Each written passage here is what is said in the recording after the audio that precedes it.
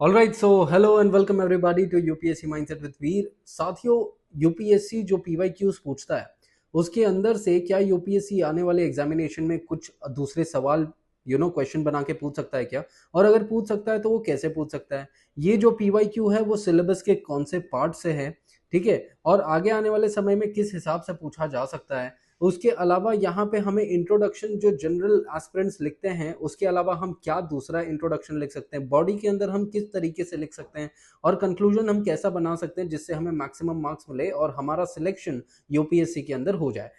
ये सारे चीजें आज हम इन सेशंस के अंदर हम डिस्कस करते हैं, जिसके अंदर मैंने यूपीएससी मींस पीवाईक्यू आपने बहुत सारे देखे होंगे, बट हम जो तरीका यूज कर रहे हैं ना on the basis of UPSC mindset कि यूपीएससी के आपको आंसर को कैसे लिखना है जिससे आप मैक्सिमम मार्क्स ला पाए।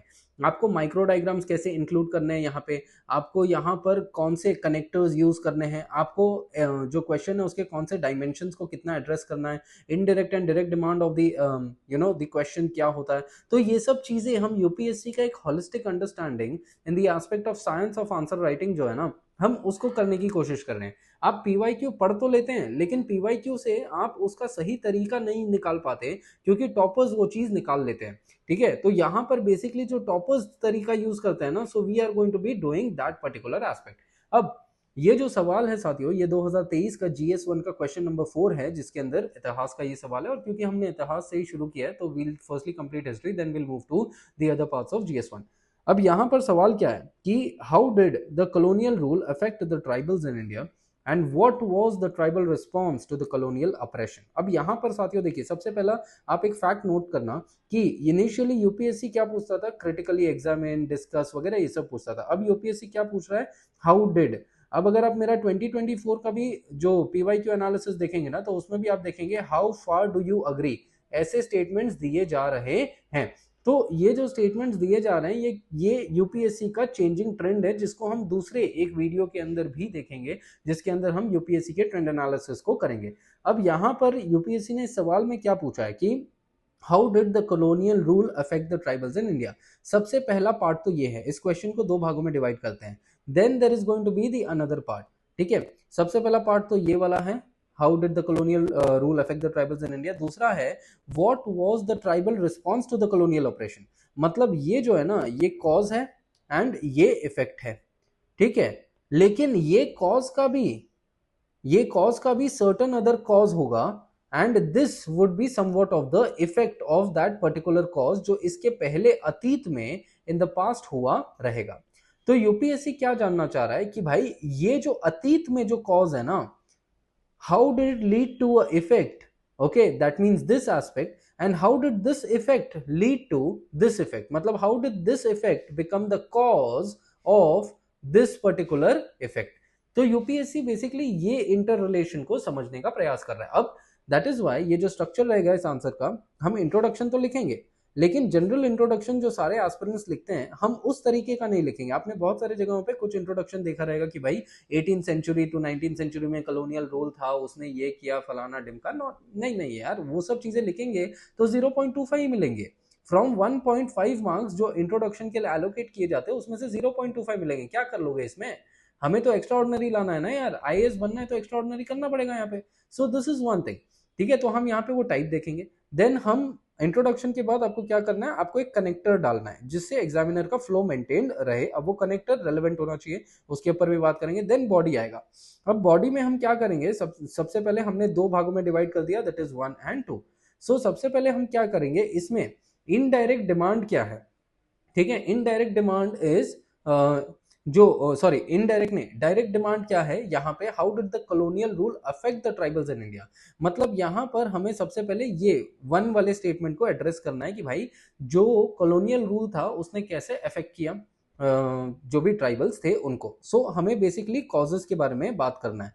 अब ये कॉजेस के अंदर ब्रिटिश जो थे उनका इनडायरेक्ट एस्पेक्ट हमें यहाँ पे लिखना है कि भाई इनडायरेक्ट डिमांड जो है वो क्या है, कि मतलब ब्रिटिशर्स ने क्यों, why did the Britishers create such policies that led to the affection of, मतलब जो जिन्होंने अफेक्ट किया ट्राइबल्स को, ठीक है। अब उसके अलावा जो उनका डायरेक्ट डिमांड है कि उन्होंने क्या ऐसे पॉलिसीज या क्या स्टेप्स लिए that led to the effecting of the tribals. So indirect में व्हाई डिड द ब्रिटिशर्स था, तो इसमें आप 2 से 3 पॉइंट बस थोड़ा मोड़ा लिख लेना, लेकिन डायरेक्ट के ऊपर हमें ज्यादा फोकस करना है, क्योंकि ब्रिटिशर्स ने क्या स्टेप्स लिए थे जिसके वजह से ट्राइबल्स के ऊपर अफेक्ट हो रहा था। अब यहां पर ये जो इफेक्ट है ना साथियों, ये यूपीएससी ने बोला है, तो आपको how how did the colonial rule affect है, तो इसके अंदर आपको लिखना है दोनों भी, positive as well as negative. ठीक है, अब यहाँ पे यूपीएससी ने कोई टेल वर्ड नहीं दिया है डिस्कस वगैरह ये सब का, सो आपको दोनों भी लिखना है, पॉजिटिव एज वेल एज यहाँ पे नेगेटिव भी लिखना है। ठीक है, तो पॉजिटिव लेवल पे आप थोड़े बहुत पॉइंट्स लिख देंगे, जैसे कि उनके ये मतलब जो कास्ट डिस्टिंक्शन है, देन सोसाइटी के अंदर उनको अपना खुद का एक आइडेंटिटी मिला, वो लोग आगे चल के नेशनल मूवमेंट में पार्टिसिपेट किया, देन उनका कंट्रीब्यूशन था in the major level, major aspect, उनको एक कॉन्शियसनेस आया कि उनका भी एक वर्थ है इस पर्टिकुलर सोसाइटी में। वेर एज हमें पॉजिटिव के अंदर इतना पॉइंट नहीं लिखना है, पॉजिटिव के ऊपर हमें ज्यादा फोकस नहीं करना है, बट पॉजिटिव के अलावा हमें नेगेटिव के ऊपर जो है ना वो ज्यादा फोकस करना है यहाँ पे। सो इस चीज के ऊपर आप जो है थोड़ा ध्यान देना। So this is there, indirect हम लिखेंगे, देन डायरेक्ट के अंदर हम लिखेंगे थोड़ा बहुत पॉजिटिव, एंड देन हम नेगेटिव के ऊपर ज्यादा पॉइंट लिखेंगे। ठीक है, एंड देन फिर इसके बाद जो रहेगा आपका दूसरा पार्ट आ जाएगा, how was the tribal response, क्योंकि ये 15 पेज का है तो आपको 3 पन्ने मिलेंगे, तो उस हिसाब से लिखना है। सो सेकंड पॉइंट हम लिखेंगे कि how did it affect the how what was the tribal response, तो इसको अलग अलग डायमेंशन से लिखना होगा। ठीक है, एंड देन फिर फाइनली हम कंक्लूजन के ऊपर आएंगे। So this is what was to be the structure of this. अगर आप ये तरीका लिखते हैं तो आप जनरली 15 में से आप कुछ नहीं करके भी तो 9 मार्क तो आप ला सकते हैं आसानी से, 8 से 9 मार्क आप जनरली ला सकते हैं विद दिस। ठीक है, सो अब आइए एक बार देखते हैं कि यूपीएससी जो है, क्योंकि उसने ये सवाल पूछा है, ठीक है, तो इस सवाल को यूपीएससी ने ट्राइबल के कॉन्टेक्स्ट में पूछा है। अब ट्राइबल एंड पॉलिसीज के कॉन्टेक्स्ट में इन्होंने ये पर्टिकुलर एस्पेक्ट पूछा है। ठीक है, तो यूपीएससी का ये जो सिलेबस है, इस सिलेबस में अब ये एक दूसरा सेशन है मेरा जो हम अभी आगे लाएंगे। ठीक है, मार्क्स एलोकेशन। सो यहाँ पर क्या है कि जो ये जो सवाल है वो किस चीज से पूछा गया, it was from the significant issues से पूछा गया। इश्यूज मतलब ब्रिटिश के पॉलिसीज इश्यूज, जिसने एक section that is the tribals वाले सेक्शन को उसने अफेक्ट किया। ठीक है, अब यूपीएससी ने ट्राइबल्स पूछ लिया, तो अब ट्राइबल्स को ये कोई भी इंडियन एस्पेक्ट में वो जनरली पूछ सकते हैं। अब जब वो ट्राइबल्स को इंडियन एस्पेक्ट में पूछ सकते हैं, मतलब ट्राइबल्स को वो फ्रीडम स्ट्रगल के अंदर पूछ सकते हैं कि भाई ट्राइबल्स का कंट्रीब्यूशन क्या रहा है फ्रीडम स्ट्रगल में, और किस किस तरीके का कंट्रीब्यूशन रहा है, और कौन से वो लोग थे जिन्होंने कंट्रीब्यूट किया। तो ये एस्पेक्ट में यूपीएससी आने वाले एग्जामिनेशन में सवाल पूछ सकता है। Now coming to the aspect of the introduction, अगर आप देखेंगे, अब मैं ये जनरली अपलोड भी कर दूंगा मेरे टेलीग्राम चैनल पे। सो ये वाला जो इंट्रोडक्शन है ना वो आप जनरली देखेंगे हर एक जगह पे। सो ये एक बहुत बेसिक इंट्रोडक्शन है, लेकिन इसके बदले अगर आप ये वाला इंट्रोडक्शन लिखेंगे, instead do this, okay, right this introduction, तो कहीं ना कहीं आपके मार्क्स बहुत ज्यादा रिफ्लेक्ट करेंगे, क्योंकि यहां पर आप क्या लिख रहे हैं, during colonial rule tribes were categorised into criminal tribes under the criminal tribes act of 1871 which allowed the government to regulate and monitor tribal movements, viewing them as a threat to social order। अब ये अगर आप लिख रहे हो ना तो कहीं ना कहीं आप फैक्ट लिख रहे हो। ठीक है, आप यूपीएससी को इन्फॉर्म कर रहे हो कि भाई नेगेटिव है। ठीक है, या आप इंट्रोडक्शन में ही बोल रहे हो कि भाई मेजरली नेगेटिव किया गया है। आप बॉडी के अंदर थोड़े बहुत पॉजिटिव लिखोगे, लेकिन मेजरली आप नेगेटिव के कॉन्टेक्स्ट में लिखोगे कि इनके वजह से कितना नेगेटिविटी आया है ट्राइब्स के ऊपर। So that is the aspect. So हमने इंट्रोडक्शन के अंदर ही एग्जामिनर को बता दिया कि भाई ये मुद्दा है मेजर, एंड देन फिर उसके बाद आप क्या करेंगे, एज अ कनेक्टर आप एक मैप बना देंगे, और उस मैप के अंदर आप क्या करने वाले हैं, you are going to be doing this particular thing. Okay, that is आप ये मतलब बस थोड़े थोड़े जो भी फेमस रहेंगे, आपको जो याद रहेंगे, आप बस वहां पे मैप बना के आप इनको मैप कर दीजिए कि भाई कौन कौन से हैं। एंड देन फाइनली आप आएंगे how colonial rule affect the tribal lives. फिर जब आप अफेक्ट की बात करेंगे ना, तो पहले पॉजिटिव में आप थोड़ा लिख लीजिए, फिर उसके बाद इंटरकनेक्टेड जो एक स्टेटमेंट देके आप लिख देना, but majorly negative impacts were much more, negative effects were much more. ठीक है, ये सीधा जब आप नेगेटिव इफेक्ट्स लिखोगे तब जाके आपके ये सारे पॉइंट्स आएंगे। ठीक है, you can go through this content, I will upload it, and अगर आप एग्जामिनेशन में आप इसी माइंड मैप के तरीके से लिख रहे हो ना, तो साथियों you are very much good to go. Okay, so that is going to be there.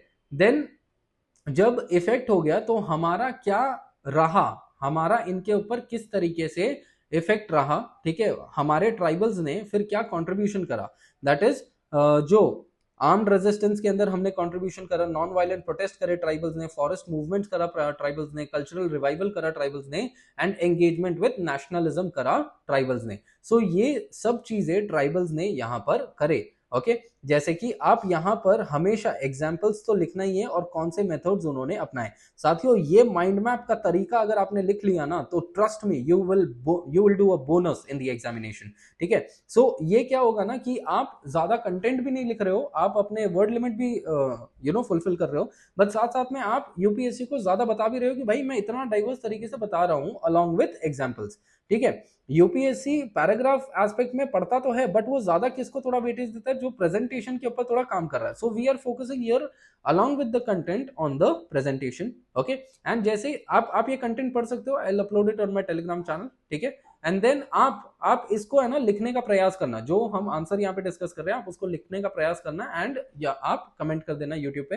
And then finally there is a conclusion. अब आपने अगर मेरे प्रीवियस सेशंस देखे हैं तो आपको पता रहेगा कंक्लूजन यहाँ पे क्या लिखना है। So you write a model conclusion and then you upload it so that I can review it for you. So साथियों, इसी के साथ इस सेशन के लिए बस इतना ही रखेंगे, एंड हमेशा से हमारा ये नारा रहा है that you keep learning, you stay consistent, and that is what will help you in cracking the UPSC examination. इसी के साथ साथियों, thank you everyone for watching me, for watching UPSC Mindset with Veer. Take care, all the best, and keep writing your answers.